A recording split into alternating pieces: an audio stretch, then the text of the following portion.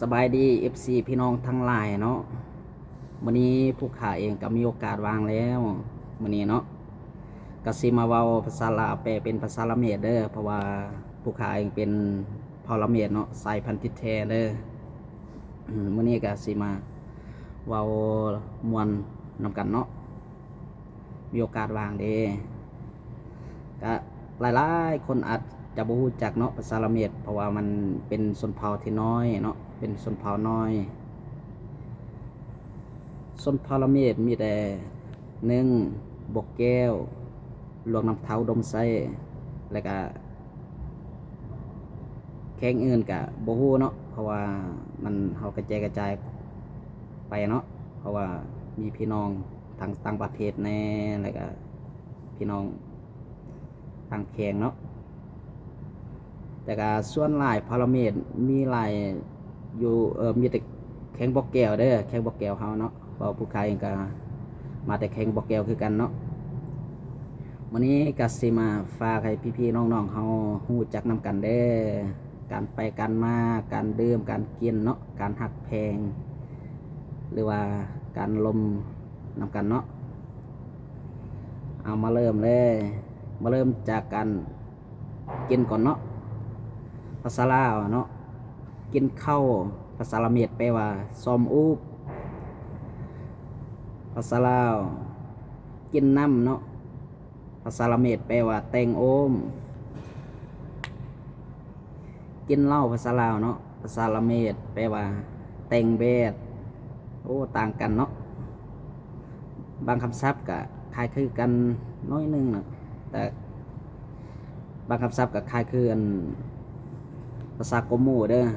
ภาษาโกโมกับภาษาละเมียดก็คล้ายคือกันเนาะบางส่วนก็ต่างกันเนาะบางคำศัพท์เนาะกับเจ้าไปใส่ภาษาละเมียดมีวักเมสสินะต่างกันนี่ลีเนาะคอยหักเจ้าเนาะภาษาลาวเนาะภาษาละเมียดแปลว่าโอเมมีโอเมมีเนอคอยหักเจ้าเด้อภาษาละเมียดแปลว่าโอเมมีเนอแล้ววันนี้ภาษาลาวเนาะเอิ้นแม่ภาษาละเมียดเอิ้นวันนี้ภาษาลาวเอิ้นพ่อเนาะอุ้นภาษาละเมียดเด้อแปลว่าอุ้นเนอน้องภาษาลาวเอิ้นว่าน้องแบบน้องสายบอน้องสาวบอภาษาละเมียดแปลว่าอยู่ก้อนแม่อยู่ก้อนรำเปิ้นเนอน้องสายกับน้องสาวเด้อแล้ววันนี้แบบว่าเจ้ากินข้าวแล้วภาษาลาวเด้อภาษาละเมียดว่ามีซอมอูบแล้วนะโอ้มันต่างกันเลยคันพี่น้องเฮาแบบพี่น้องทางต่างแขงบอหรือว่านครหลวงบอผู้ใดอยากพูดบางคนก็อยากเว้าอยากลมนำคนละเมียดเนาะก็ทำในเด้อเอาสิบอกเลยแต่ว่าก็เฮียนยากเด้อบ่คือเฮียนเพราะว่าเขียนตัวหนังสือมันหักยากมันยาก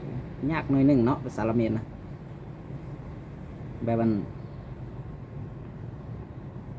หักแพงกันเด้อก็ว่าหักแพงกันเด้อก็คล้ายคือกันแหละภาษาละเมียดนะก็คล้ายคือภาษาลาวน้อยนึงเนาะพี่น้องเนาะจะได้ก็เฮียนนำกันเด้อเอามานี่มานับเป็นตัวเลขเนาะเป็นตัวเลขวันนี้ผู้ใครจะนับเป็นภาษาลาวเนาะ1 ฮอด 10เด้อภาษาลาวเนาะ1 2 3 4 5 6 7 8 9 10นี่อันนี้ภาษาลาวเด้อแล้ววันนี้ภาษาละเมียดเนาะโมลาร์ลอยโปนพันตอลปลตะ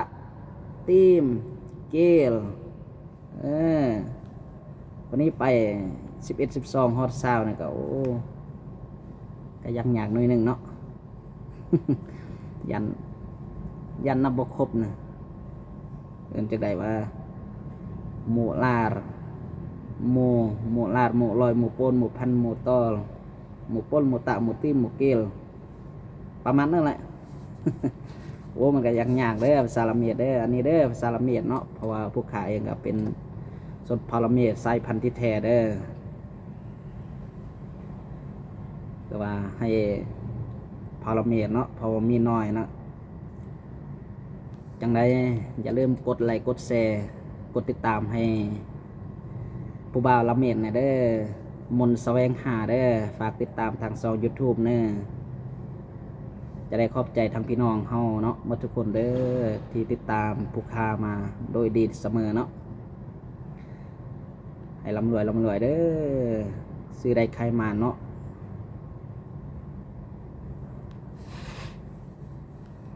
สารเมตก็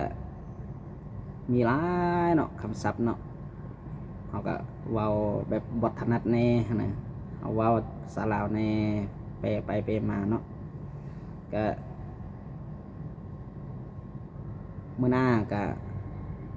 สิมาว่าใหม่เด้อคลิปหน้าเนาะเพราะว่า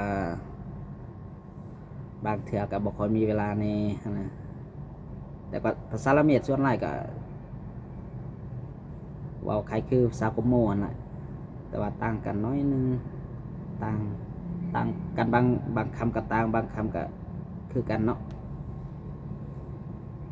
เอามานี่จังได้ก็อย่าลืมกดไลค์กดแชร์ให้มนต์แสวงหาในเด้อเพื่อเป็นกำลังใจให้เด้อกดแชร์ให้ผู้บ่าวละเมียดในเด้อ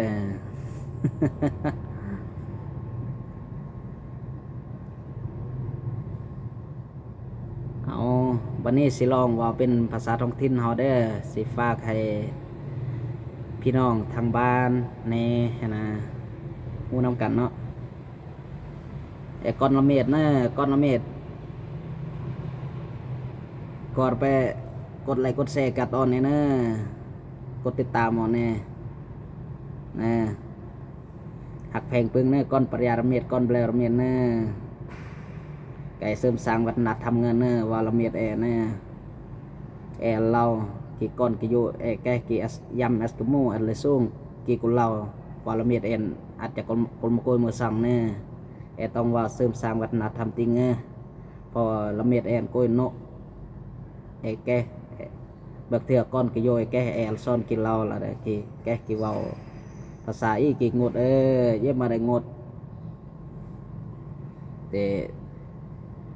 ต่างแควงงดในเมืองงดต่างประเทศ